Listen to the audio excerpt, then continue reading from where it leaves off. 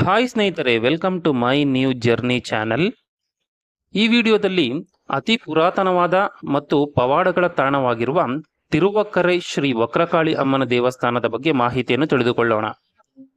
ತಮಿಳುನಾಡಿನ ವಿಲ್ಲುಪುರಂ ಜಿಲ್ಲೆಯ ತಿರುವಕ್ಕರೈನಲ್ಲಿರುವ ಶ್ರೀ ವಕ್ರಕಾಳಿ ಅಮ್ಮನವರ ದೇವಾಲಯವು ಬೆಂಗಳೂರಿನಿಂದ 294 ಕಿಲೋಮೀಟರ್, ಚೆನ್ನೈನಿಂದ 168 ಕಿಲೋಮೀಟರ್, ತಿರುವಣ್ಣಾಮಲೈನಿಂದ 88 ಕಿಲೋಮೀಟರ್, ಪಾಂಡಿಚೇರಿಯಿಂದ 25 ಕಿಲೋಮೀಟರ್, ಮೇಲ್ಮಲೆಯನೂರಿನಿಂದ 64 ಕಿಲೋಮೀಟರ್, ಮೇಲ್ಮರುವತ್ತೂರು ಓಂ ಶಕ್ತಿ ಅಮ್ಮನ ದೇವಸ್ಥಾನದಿಂದ 63 ಕಿಲೋಮೀಟರ್ ದೂರದಲ್ಲಿದೆ.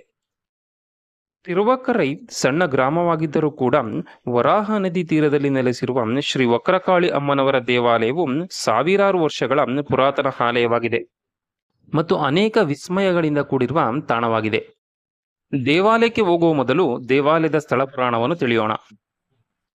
ಪೂರ್ವದಲ್ಲಿ ವಕ್ರಾಸುರನೆಂಬ ರಾಕ್ಷಸನು ಶಿವನನ್ನು ಕುರಿತು ಘೋರ ತಪಸ್ಸನ್ನು ಮಾಡಿ ಶಿವ ಪರಮಾತ್ಮರಿಂದ ವರವನ್ನು ಪಡೆಯುತ್ತಾನೆ. ಆ ವರದ ಗರ್ವದಿಂದ ವಕ್ರಾಸುರನು ಸಮಸ್ತ ಲೋಕಗಳಲ್ಲಿ ಅಲ್ಲೋಲ ಕಲ್ಲೋಲ ಸೃಷ್ಟಿಸುತ್ತಾ ದೇವತೆಗಳು ಋಷಿಮುನಿಗಳನ್ನು ಪೀಡಿಸಲು ಪ್ರಾರಂಭಿಸುತ್ತಾನೆ. ಅವನ ಹಿಂಸೆಯನ್ನು ಸಹಿಸಲಾಗದೆ ಎಲ್ಲಾ ದೇವತೆಗಳು ಹೋಗಿ ಶಿವನನ್ನು ಶರಣಾಗುತ್ತಾರೆ. ಆಗ ಶಿವಪರಮಾತ್ಮರು ವಕ್ರಾಸುರನು ಶಿವಭಕ್ತನಾದ್ದರಿಂದ ತಮ್ಮ ಕೈಯಿಂದ ಅವನನ್ನು ಸಂಹರಿಸುವುದಿಲ್ಲ ಎಂದು ಶ್ರೀ ಮಹಾವಿಷ್ಣುವನ್ನು ಪ್ರಾರ್ಥಿಸುತ್ತಾರೆ. ಆಗ ಶ್ರೀ ಮಹಾವಿಷ್ಣುವು ವರದರಾಜ ಸ್ವಾಮಿಯ ರೂಪದಲ್ಲಿ ಅವತರಿಸಿ ವಕ್ರಾಸುರನನ್ನು ತಮ್ಮ ಸುದರ್ಶನ ಚಕ್ರದಿಂದ ಸಂಹರಿಸುತ್ತಾರೆ. ಮಹಾವಿಷ್ಣುವು ವಕ್ರಾಸುರನನ್ನು ಸಂಹರಿಸುವಾಗ ರಾಕ್ಷಸನ ರಕ್ತದ ಬಿಂದುಗಳು ನೆಲದ ಮೇಲೆ ಬಿದ್ದಾಗಲೆಲ್ಲ ರಕ್ತದ ಕಣಗಳಿಂದ ಸಾವಿರಾರು ಮಂದಿ ವಕ್ರಾಸುರರು ಹುಟ್ಟಿ ಬರುತ್ತಿದ್ದರಂತೆ. ಆಗ ದೇವತೆಗಳು ಪಾರ್ವತೀ ದೇವಿಯನ್ನು ಪ್ರಾರ್ಥಿಸಲು ಅಮ್ಮನವರು ಕಾಳಿಕಾದೇವಿ ರೂಪದಲ್ಲಿ ಅವತರಿಸಿ ವಕ್ರಾಸುರನ ರಕ್ತವು ನೆಲದ ಮೇಲೆ ಬೀಳದ ಹಾಗೆ ಕಾಳಿಕಾದೇವಿ ಅಮ್ಮನವರು ತಮ್ಮ ನಾಲಿಗೆಯಿಂದ ವಕ್ರಾಸುರನ ರಕ್ತವನ್ನು ಸೇವಿಸುತ್ತಾರೆ. ನಂತರ ಶ್ರೀ ಮಹಾವಿಷ್ಣುವು ವಕ್ರಾಸುರನನ್ನು ತಮ್ಮ ಸುದರ್ಶನ ಚಕ್ರದಿಂದ ಸಂಹರಿಸುತ್ತಾರೆ. ನಂತರ ವಕ್ರಾಸುರನ ತಂಗಿ ದುರ್ಮಿಕಿಯು ತನ್ನ ಅಣ್ಣನ ಮರಣದ ವಿಷಯವನ್ನು ತಿಳಿದು ಅನೇಕ ಘೋರ ಅಪರಾಧಗಳನ್ನು ಮಾಡಲು ಪ್ರಾರಂಭಿಸುತ್ತಾಳೆ.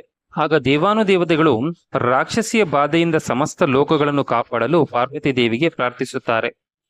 ಇದಕ್ಕೆ ಅಂಗೀಕರಿಸಿದ ಪಾರ್ವತಿ ದೇವಿಯು ಕಾಳಿಕಾದೇವಿಯ ರೂಪದಲ್ಲಿ ದುರ್ಮಿಕೆಯನ್ನು ಸಂಹರಿಸಲು ಯುದ್ಧಕ್ಕೆ ಹೋಗುತ್ತಾರೆ.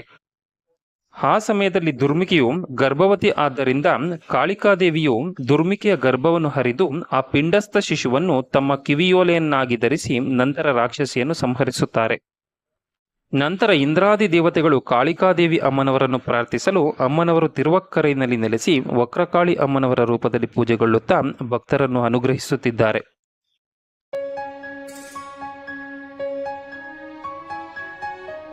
ಆಲಯದಲ್ಲಿ ಶ್ರೀ ವಕ್ರಕಾಳಿ ಅಮ್ಮನವರ ದೇವಸ್ಥಾನದ ಜೊತೆಗೆ ಶಿವಪರಮಾತ್ಮರು ಶ್ರೀ ಚಂದ್ರಮೌಳೇಶ್ವರ ಸ್ವಾಮಿಯ ರೂಪದಲ್ಲಿ, ಶ್ರೀ ಮಹಾವಿಷ್ಣುವು ವರದರಾಜ ಸ್ವಾಮಿಯ ರೂಪದಲ್ಲಿ ನೆಲೆಸಿದ್ದಾರೆ. ಸಾಮಾನ್ಯವಾಗಿ ಕಾಳಿಕಾದೇವಿ ಅಮ್ಮನವರ ಆಲಯಗಳು ಊರ ಹೊರಭಾಗದಲ್ಲಿರುತ್ತವೆ. ಆದರೆ ಇಲ್ಲಿ ಹರಿಹರರ ಸಮೇತ ಶ್ರೀ ಕಾಳಿಕಾದೇವಿ ಅಮ್ಮನವರು ತಿರುವಕ್ಕರೈನಲ್ಲಿ ನೆಲೆಸಿರುವುದು ವಿಶೇಷ. ಇಲ್ಲಿನ ಆಲಯವು ತಮಿಳುನಾಡಿನ ಅತ್ಯಂತ ಶಕ್ತಿಶಾಲಿ ದೇವಾಲಯಗಳಲ್ಲೊಂದು. ದೇವಾಲಯದ ಪ್ರಧಾನ ದೇವರು ಚಂದ್ರಮೌಳೇಶ್ವರರಾಗಿದ್ದರೂ ವಕ್ರಕಾಳಿ ಅಮ್ಮನವರ ಹೆಸರಿನಿಂದ ದೇವಾಲಯವು ಬಹಳ ಪ್ರಸಿದ್ಧಿಯನ್ನು ಪಡೆದಿದೆ. ಆಲಯವು ಅನೇಕ ನಿಗೂಢತೆಗಳು ಮತ್ತು ಅಪರೂಪದ ವಿದ್ಯಮಾನಗಳಿಂದ ಕೂಡಿದೆ. ಗರ್ಭಗುಡಿಯಲ್ಲಿನ ವಕ್ರಕಾಳಿ ಅಮ್ಮನವರ ವಿಗ್ರಹವು ತಮ್ಮನ್ನು ದರ್ಶಿಸಲು ಬಂದ ಭಕ್ತರನ್ನು ಅತ್ಯಂತ ಪ್ರೀತಿಯಿಂದ ಭವ್ಯವಾಗಿ ಆಶೀರ್ವದಿಸುತ್ತಿರುವ ರೀತಿ ಕಾಣುತ್ತದೆ. ವಕ್ರಾಸುರರನ್ನು ತಮ್ಮ ಸುದರ್ಶನ ಚಕ್ರದಿಂದ ಸಂಹರಿಸಿದ ಶ್ರೀ ಮಹಾವಿಷ್ಣುವು ವರದರಾಜ ಸ್ವಾಮಿಯ ರೂಪದಲ್ಲಿ ನೆಲೆಸಿದ್ದಾರೆ. ಆದ್ದರಿಂದ ಆಲಯದಲ್ಲಿನ ವರದರಾಜ ಪೆರುಮಾಳರ ಮೂರ್ತಿಯು ಸುದರ್ಶನ ಚಕ್ರವನ್ನು ಪ್ರಯೋಗಿಸುತ್ತಿರುವ ರೀತಿ ಪ್ರಯೋಗ ಚಕ್ರ ಭಂಗಿಯಲ್ಲಿ ಕಾಣುತ್ತದೆ. ಶ್ರೀ ಮಹಾವಿಷ್ಣುವಿನ ಇತರ ಆಲಯಗಳಂತೆ ಇಲ್ಲಿನ ಆಲಯದಲ್ಲಿ ಶ್ರೀದೇವಿ ಭೂದೇವಿ ಅಮ್ಮನವರು ಕಾಣಿಸುವುದಿಲ್ಲ ಮತ್ತು ಚಂದ್ರಮೌಳೇಶ್ವರ ಸ್ವಾಮಿಯ ಲಿಂಗವು ಬ್ರಹ್ಮ, ವಿಷ್ಣು, ಮಹೇಶ್ವರರನ್ನು ಪ್ರತಿನಿಧಿಸುವ ಹಾಗೆ 3 ಮುಖಗಳನ್ನು ಹೊಂದಿದೆ. ಈ ಲಿಂಗವನ್ನು ತ್ರಿಮುಖ ಲಿಂಗವೆಂದು ಕರೆಯುತ್ತಾರೆ. ದೇವಾಲಯಕ್ಕೆ ಹೋಗುವ ಈ ಮಾರ್ಗದಲ್ಲಿ ಪೂಜಾ ಸಾಮಗ್ರಿಗಳು, ಅಮ್ಮನವರಿಗೆ ಅರ್ಪಿಸಲು ನಿಂಬೆಹಣ್ಣಿನ ಹಾರ, ಹೂಮಾಲೆ ಮತ್ತು ಮಕ್ಕಳಿಗೆ ಆಟಿಕೆ ವಸ್ತುಗಳು ದೊರೆಯುತ್ತದೆ. ತೆಗೆದುಕೊಳ್ಳ ಬಯಸುವವರು ತೆಗೆದುಕೊಳ್ಳಬಹುದು. ಪ್ರಸ್ತುತವಿರುವ ಆಲಯವನ್ನು 9ನೇ ಶತಮಾನದಲ್ಲಿ ಆದಿತ್ಯ ಚೋಳರಾಜನು ನಿರ್ಮಾಣ ಮಾಡಿದ್ದಾರೆ. ದೇವಾಲಯವು 7 ಅಂತಸ್ತಿನ ಆಲಯವಾಗಿದ್ದು ತಮಿಳುನಾಡಿನ ಪ್ರಸಿದ್ಧ ಶೈವ ಕ್ಷೇತ್ರಗಳಲ್ಲೊಂದು. ರಾಹುಕೇತು ದೋಷ, ಕಾಳಸರ್ಪ ದೋಷ, ವಾಸ್ತು ದೋಷ, ಜಾತಕದಲ್ಲಿನ ವಕ್ರಗ್ರಹಗಳ ದೋಷದ ಸಮಸ್ಯೆಯಿಂದ ಬಳಲುತ್ತಿರುವವರು ತಪ್ಪದೇ ದರ್ಶಿಸಬೇಕಾದ ಆಲಯವಿದು. ದೇವಾಲಯಕ್ಕೆ ಬರುವಂತಹ ಭಕ್ತಾದಿಗಳು ತಮ್ಮ ದೃಷ್ಟಿ ದೋಷವು ನಿವಾರಣೆಯಾಗಲೆಂದು ದೇವಾಲಯದ ಮುಂಭಾಗದಲ್ಲಿ ನಿಂಬೆಹಣ್ಣಿನಿಂದ ದೃಷ್ಟಿ ತೆಗೆಸಿಕೊಳ್ಳುತ್ತಾರೆ.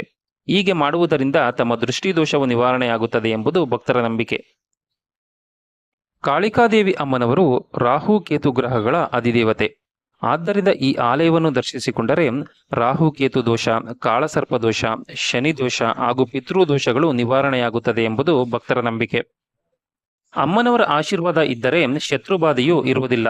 ಆದ್ದರಿಂದ ಅನೇಕ ರಾಜಕೀಯ ಗಣ್ಯರು ಈ ಕ್ಷೇತ್ರಕ್ಕೆ ಭೇಟಿಯನ್ನು ನೀಡಿ ಅಮ್ಮನವರನ್ನು ದರ್ಶಿಸಿಕೊಳ್ಳುತ್ತಾರೆ.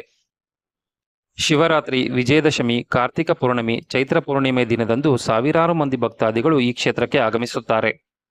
ಸ್ಪೆಷಲ್ ದರ್ಶನಕ್ಕೆ ಹೋಗುವಂತಹ ಭಕ್ತಾದಿಗಳು ಈ ಸ್ಥಳದಲ್ಲಿ 20 ರೂಪಾಯಿ, 50 ರೂಪಾಯಿಗಳ ಸ್ಪೆಷಲ್ ದರ್ಶನದ ಟೋಕನ್ಗಳು ಸಿಗುತ್ತದೆ, ತೆಗೆದುಕೊಳ್ಳಬಹುದು. ಆಲಯವನ್ನು ಪ್ರವೇಶಿಸಿದ ನಂತರ ಮೊದಲು ನಮಗೆ ವಕ್ರಕಾಳಿ ಅಮ್ಮನವರ ದೇವಾಲಯವು ಸಿಗುತ್ತದೆ.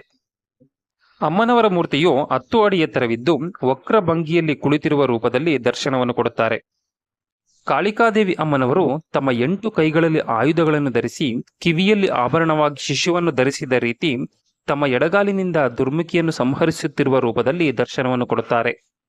ಮೊದಲು ಉಗ್ರ ರೂಪದಲ್ಲಿದ್ದ ಅಮ್ಮನವರನ್ನು ಶಾಂತ ರೂಪದಲ್ಲಿ ಅನುಗ್ರಹಿಸುವಂತೆ ಆದಿಗುರು ಶಂಕರಾಚಾರ್ಯರು ಲೋಕ ಕಲ್ಯಾಣಾರ್ಥವಾಗಿ ಅಮ್ಮನವರ ಎಡಗಾಲಿನ ಕೆಳಗೆ ಶ್ರೀಚಕ್ರವನ್ನು ಪ್ರತಿಷ್ಠಾಪಿಸಿದ್ದಾರೆ. ಶ್ರೀ ವಕ್ರಕಾಳಿ ಅಮ್ಮನವರನ್ನು ದರ್ಶಿಸಿಕೊಂಡರೆ ಜಾತಕದಲ್ಲಿನ ವಕ್ರಗ್ರಹಗಳ ದೋಷವು ನಿವಾರಣೆಯಾಗುತ್ತದೆ ಎಂದು ಹೇಳಲಾಗುತ್ತದೆ.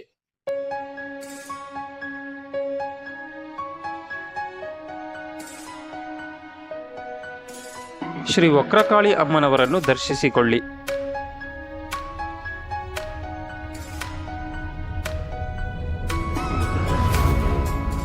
ಆಸ್ತಿ ವಿವಾದ, ಭೂಮಿಗೆ ಸಂಬಂಧಪಟ್ಟಂತಹ ವಿವಾದಗಳಿರುವವರು ಈ ದೇವಸ್ಥಾನಕ್ಕೆ ಆಗಮಿಸಿ ಅಮ್ಮನವರಿಗೆ ಪ್ರಾರ್ಥನೆ ಸಲ್ಲಿಸಿದರೆ ಸಮಸ್ಯೆಗಳು ಪರಿಹಾರವಾಗುತ್ತದೆ ಎಂಬ ನಂಬಿಕೆ ಇದೆ.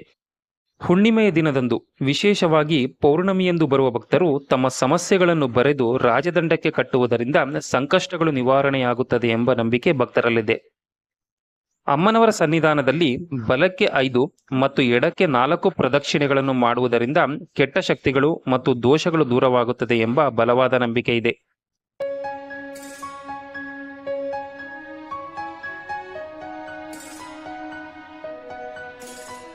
ಕಾಳಿಕಾದೇವಿ ಅಮ್ಮನವರನ್ನು ದರ್ಶಿಸಿಕೊಂಡು ಹೊರಬಂದರೆ ಇಲ್ಲಿ ವಿಶೇಷವಾದ ನಂದಿಯ ಮೂರ್ತಿಯು ಕಾಣುತ್ತದೆ. ಇಲ್ಲಿರುವ ನಂದಿಯ ಮೂರ್ತಿಯು ಅರ್ಧ ಭೂಮಿಯೊಳಗಿದ್ದು ಇನ್ನರ್ಧ ಭೂಮಿಯ ಮೇಲಿದೆ. ಇದು ಬಹಳ ವಿಶೇಷವಾಗಿ ಮತ್ತು ವಿಭಿನ್ನವಾಗಿ ಕಾಣುತ್ತದೆ.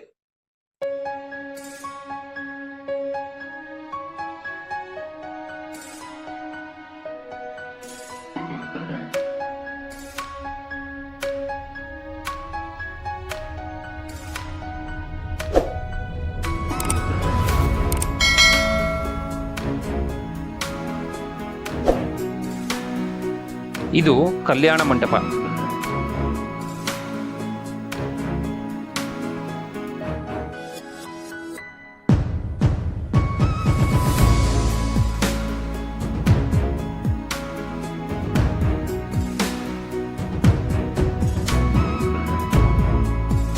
ಈ ದೊಡ್ಡ ನಂದಿಯ ಮೂರ್ತಿಯನ್ನು ಗಮನಿಸಿ. ಮಹಾದೇವರ ಇತರ ಆಲಯಗಳಲ್ಲಿನ ನಂದಿಗೂ ಈ ನಂದಿಗೂ ವ್ಯತ್ಯಾಸ ಕಾಣುತ್ತದೆ. ಈ ನಂದಿಯು ಸ್ವಲ್ಪ ವಕ್ರವಾದ ಭಂಗಿಯಲ್ಲಿ ಕುಳಿತಿರುವ ಹಾಗೆ ಕಾಣುತ್ತದೆ.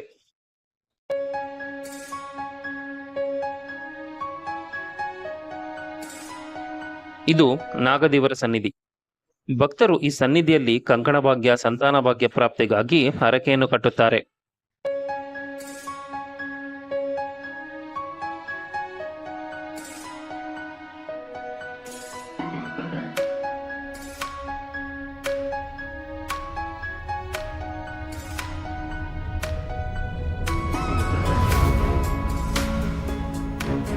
ಇದು ಗಣಪತಿಯ ಆಲಯ. ಇಲ್ಲಿ ಸ್ವಾಮಿಯ ಮೂರ್ತಿ ಮತ್ತು ಸ್ವಾಮಿಯ ಸೊಂಡಿಲು ಗಣಪತಿಯ ಇತರ ಆಲಯಗಳ ರೀತಿ ಅಲ್ಲದೆ ಸ್ವಲ್ಪ ವಕ್ರಭಂಗಿಯಲ್ಲಿ ಇರುವಂತೆ ಕಾಣುತ್ತದೆ.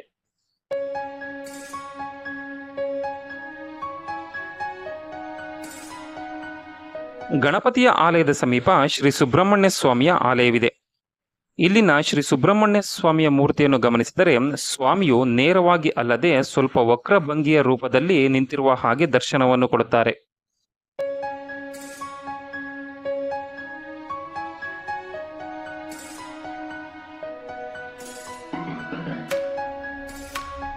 ಸುಬ್ರಹ್ಮಣ್ಯ ಸ್ವಾಮಿಯನ್ನು ದರ್ಶಿಸಿಕೊಳ್ಳಿ.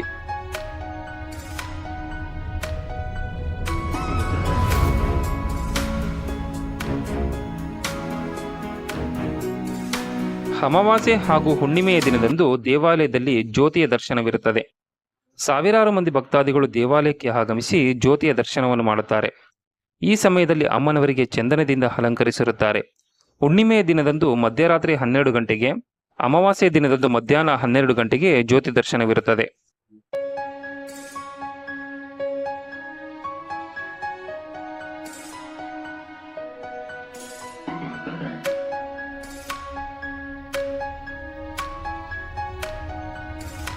ಇದು ವಡಿವಾಂಬಿಕಾ ಅಮ್ಮನವರ ಸನ್ನಿಧಿ.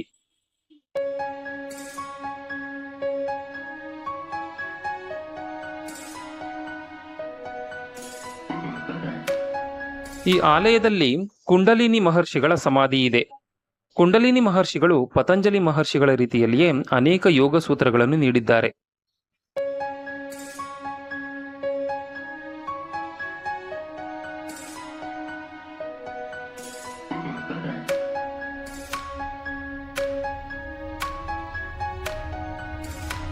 ಇದು ಚಂದ್ರಮೌಳೇಶ್ವರ ಸ್ವಾಮಿಯ ಆಲಯ. ಬನ್ನಿ ಸ್ವಾಮಿಯನ್ನು ದರ್ಶನ ಮಾಡಿಕೊಳ್ಳೋಣ. ಇಲ್ಲಿನ ಆಲಯದಲ್ಲಿ ಶಿವಪರಮಾತ್ಮರು ಚಂದ್ರಮೌಳೇಶ್ವರ ಸ್ವಾಮಿಯ ರೂಪದಲ್ಲಿ ನೆಲೆಸಿದ್ದಾರೆ. ಶಿವಲಿಂಗವು ಬ್ರಹ್ಮ, ವಿಷ್ಣು, ಮಹೇಶ್ವರರನ್ನು ಪ್ರತಿನಿಧಿಸುವ 3 ಮುಖಗಳನ್ನು ಹೊಂದಿದ್ದು, ಅವು ಕ್ರಮವಾಗಿ ಪೂರ್ವ, ಉತ್ತರ, ದಕ್ಷಿಣ ದಿಕ್ಕುಗಳಿಗೆ ಮುಖ ಮಾಡುತ್ತದೆ. ಆದ್ದರಿಂದ ಈ ಲಿಂಗವನ್ನು ತ್ರಿಮುಖ ಲಿಂಗವೆಂದು ಕರೆಯುತ್ತಾರೆ. ಪೂರ್ವಾಭಿಮುಖವಾಗಿರುವ ಲಿಂಗವನ್ನು ತತ್ಪುರುಷ ಲಿಂಗವೆಂದು, ಉತ್ತರಾಭಿಮುಖವಾಗಿರುವ ಲಿಂಗವನ್ನು ವಾಮದೇವ ಲಿಂಗವೆಂದು, ದಕ್ಷಿಣಾಭಿಮುಖವಾಗಿರುವ ಲಿಂಗವನ್ನು ಅಘೋರ ಲಿಂಗವೆಂದು ಕರೆಯುತ್ತಾರೆ. ಸಾಮಾನ್ಯವಾಗಿ ನಾವು ಪಂಚಮುಖ ಲಿಂಗವಿರುವ ಆಲಯಗಳನ್ನು ನೋಡಿರುತ್ತೇವೆ, ಆದರೆ ಇಲ್ಲಿ ತ್ರಿಮುಖ ಲಿಂಗವಿರುವುದು ವಿಶೇಷ.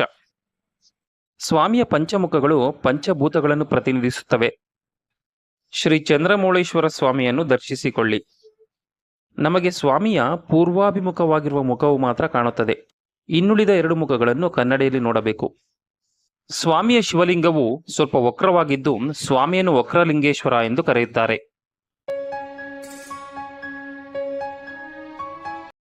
ನಟರಾಜ ಸ್ವಾಮಿಯ ಮೂರ್ತಿಯನ್ನು ಗಮನಿಸಿದರೆ, ಸ್ವಾಮಿಯ ಮೂರ್ತಿಯು ಸಾಮಾನ್ಯವಾಗಿ ಬಲಗಾಲಿನ ಮೇಲೆ ನಿಂತು ಎಡಗಾಲನ್ನು ಮೇಲೆ ಎತ್ತಿರುವ ಹಾಗೆ ಇರುತ್ತದೆ. ಆದರೆ ಈ ಕ್ಷೇತ್ರದಲ್ಲಿ ನಟರಾಜ ಸ್ವಾಮಿಯ ಮೂರ್ತಿಯು ಎಡಗಾಲಿನ ಮೇಲೆ ನಿಂತು ಬಲಗಾಲನ್ನು ಮೇಲೆ ಎತ್ತಿರುವ ಹಾಗೆ ಇದೆ. ಇದು ಲಡ್ಡು ಪ್ರಸಾದ ಕೌಂಟರ್.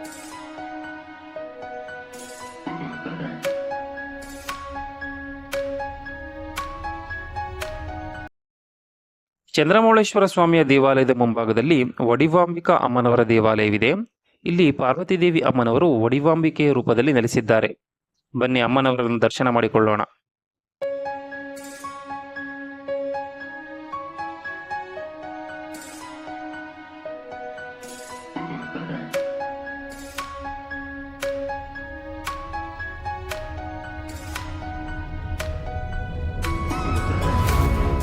ಇದು ಸಪ್ತಮಾತೃಕೆಯರ ಸನ್ನಿಧಿ. ಈ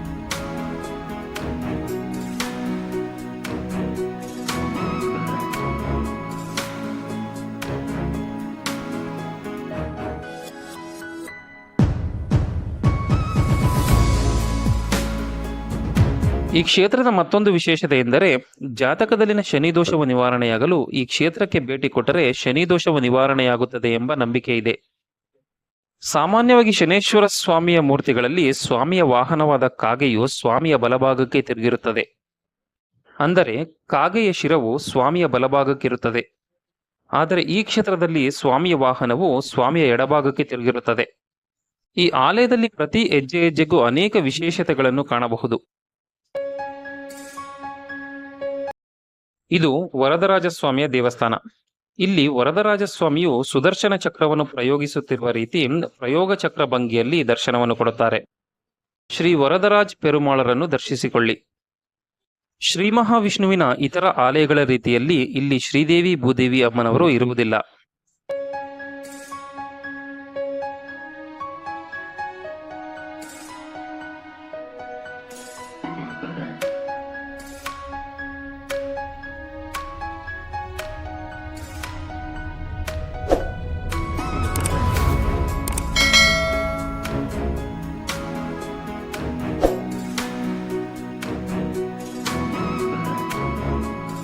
ದೇವಾಲಯದಲ್ಲಿ ಬಂದಂತಹ ಭಕ್ತಾದಿಗಳಿಗೆ ಅನುಕೂಲವಾಗಲೆಂದು ದೇವಾಲಯದ ವತಿಯಿಂದ ಅನ್ನಪ್ರಸಾದವನ್ನು ನೀಡುತ್ತಾರೆ. ಇದು ಅನ್ನಪ್ರಸಾದ ಕೇಂದ್ರ. ತಿರುವಕ್ಕರೈ ವಕ್ರಕಾಳಿ ಅಮ್ಮನವರ ದೇವಾಲಯದಿಂದ ಸುಮಾರು 15 ಕಿಲೋಮೀಟರ್ ದೂರದಲ್ಲಿ ಮೈಲಂ ಸುಬ್ರಹ್ಮಣ್ಯ ಸ್ವಾಮಿಯ ದೇವಾಲಯವಿದೆ. ಮೈಲಂ ಎಂದರೆ ತಮಿಳಿನಲ್ಲಿ ನವಿಲು ಎಂದು. ನೀವು ಈ ದೇವಾಲಯಕ್ಕೆ ಭೇಟಿ ಕೊಟ್ಟಾಗ ಮೈಲಂ ಮುರುಗನ್ ಸ್ವಾಮಿಯ ದೇವಾಲಯಕ್ಕೂ ಕೂಡ ಭೇಟಿ ಕೊಡಬಹುದು. ಇದು ಶ್ರೀ ವೈಷ್ಣವಿ ಶ್ರೀ ಮುತ್ತಾಳಮ್ಮನ ದೇವಸ್ಥಾನ. ಶ್ರೀ ವಕ್ರಕಾಳಿ ಅಮ್ಮನವರ ದೇವಾಲಯದ ಸಮೀಪ ಸೂರ್ಯ ಪುಷ್ಕರಣಿಯ ದಡದಲ್ಲಿದೆ. ಈ ದೇವಾಲಯದ ಜೀರ್ಣೋದ್ಧಾರದ ಕಾರ್ಯವು ನಡೆಯುತ್ತಿದೆ.